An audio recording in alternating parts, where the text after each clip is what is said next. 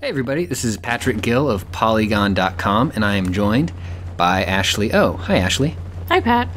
So I wanted to show you some of this stuff that I got out of the first 5 hours or so of the new Legend of Zelda game, The Breath of the Wild.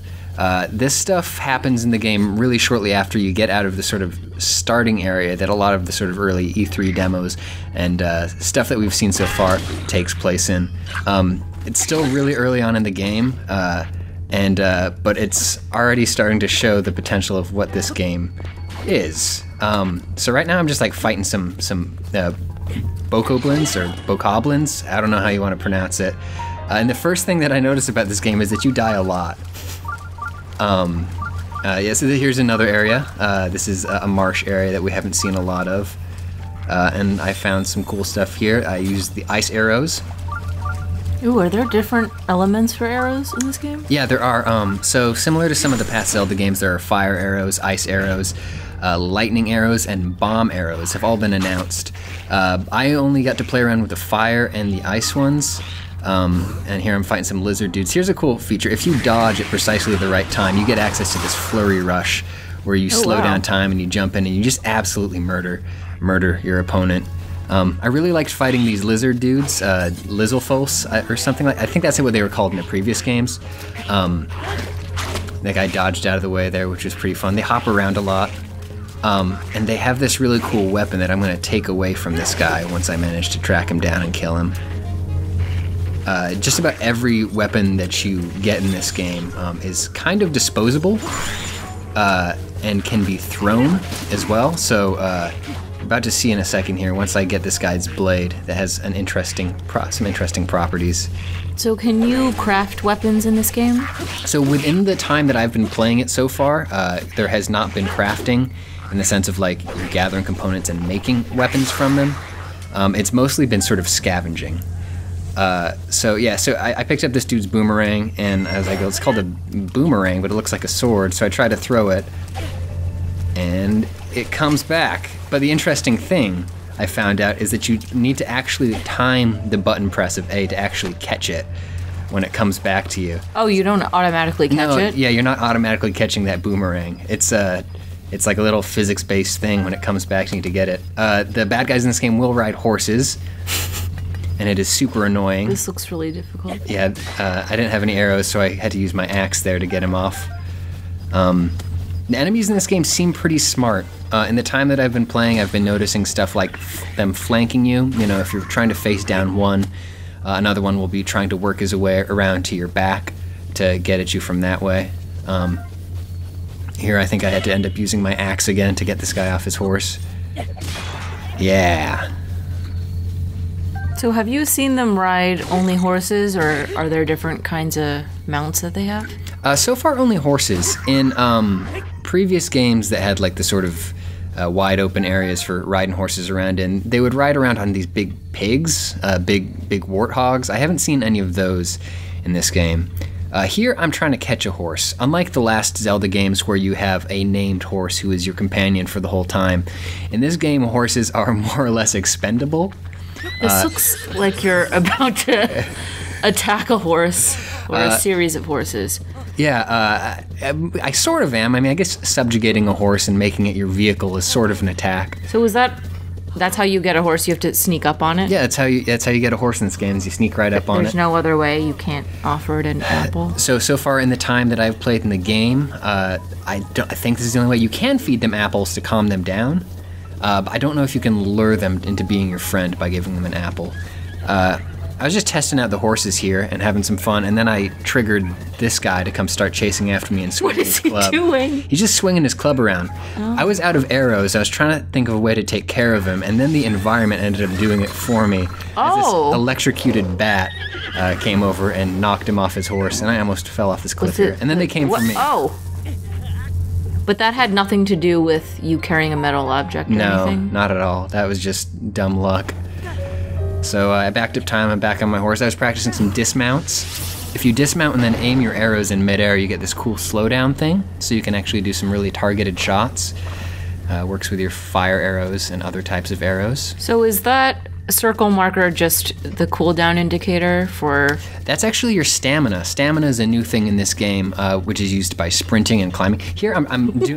What are you doing? I'm strafing on my horse, which is a thing that I've never seen in a video game, is your horse is... If you're holding down the oh my L God, trigger, what? you can actually move... And this is me stress testing the horse. There was about 7 bombs before that one and this strike. I can't watch this. But I was just confirming that you can, in fact, kill your horse, and look at that look of guilt on his face. There's a lot of horse content in this video because, like, I don't know, maybe it's just me, but I've really been craving more of that. Can you make meat out of your horses for food? You cannot eat your horses. Okay. You saw just there that the horses will defend themselves. You saw him throw like a 3-punch combo into this moblin's face, who then very much decapitated me.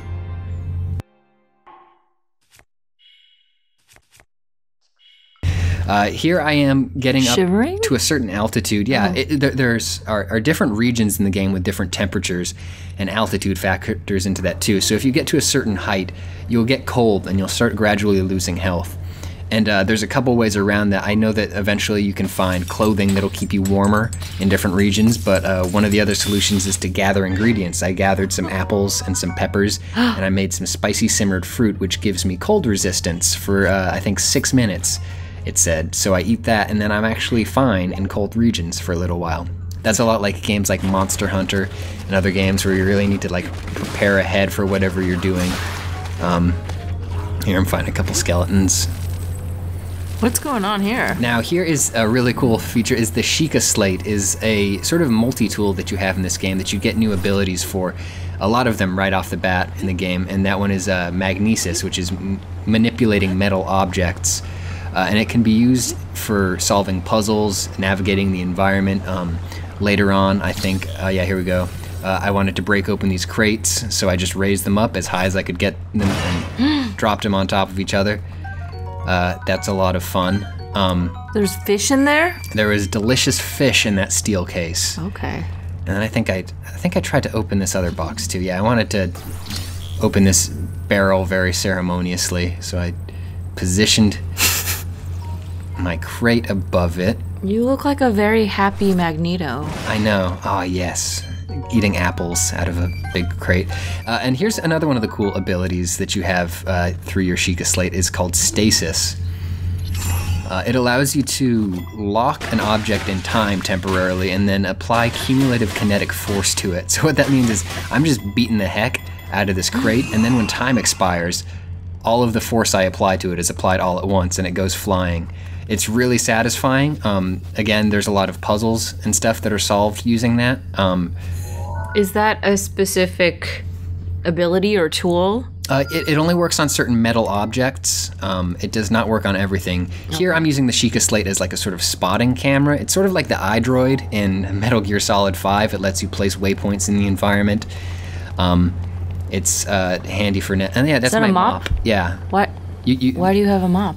I don't know. I wanted to fight some guys with some mops. Did they have mops? Yeah, I killed the guy and took his mop. Here's a weird encounter that I had out in the swamps. I really liked fighting this enemy. I don't know if it's like this game's equivalent of a Poe. Do you remember the Poes from the old ones? The weird little ghosts that would float around? No? Yeah, he's a freaky dude. I really liked the animation and the way he would sort of disappear and skip around. Yeah, so yeah, this was just an encounter with something that I hadn't seen yet that I really enjoyed. I was using my boomerang a lot on him. So when your weapons are badly damaged, is there a way to fix them? No, they just explode like that, and then you need to gather a new one. Here I am on top of one of the towers. There's a whole bunch of these towers around the game, sort of Ubisoft open world style. You need to go up to the top of them to scout an area out. And there's something off in the distance. It looks like an airship or something. It's way out there, so I'm really curious to figure out what that is. And oh, here's surfing. So if you have a shield, you can hop on and bail. Yeah, you can use your shields as a surfboard to quickly get down surfaces, but right now you can roll down hills. Yeah, most of the shields I had in this point of the game were pretty weakly constructed, so they would break right away. These dudes around the environment are absolute monsters. The game doesn't really gate access to areas as far as like putting obstructions in your way in the time that I've spent with it. It's mostly you'll just go through an area that's just full of monsters that are just so incredibly hard that they'll just absolutely mutilate you if you don't have proper gear. So is there no way to escape their targeting except just kind of run in circles and run away? Yeah, so far that's the only option I've had. I think they're, but I did notice that you can use them to your advantage. So here's this big blob coming at me, and I got the blob between myself. Is he made of gasoline? And here's a cool thing: is fires in fields create updrafts that you can then surf on, or glide on. And then I just went up to a couple viewpoints here and just had Link stand around for a while so I could see some of the day-night cycle stuff. And it looks pretty nice.